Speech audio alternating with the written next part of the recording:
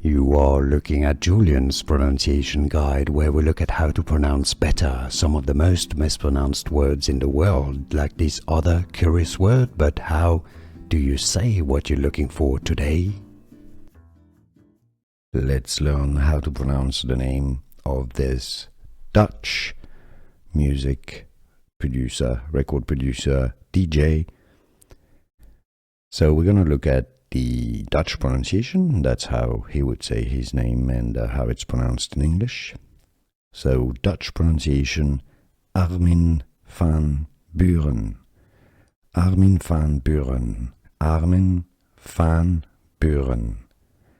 Now in English, it is to be pronounced, it's generally pronounced Armin Van Buuren. Buuren.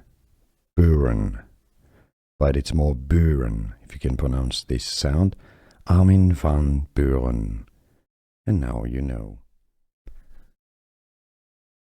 Let's learn how to pronounce the name of this Dutch music producer, record producer, DJ.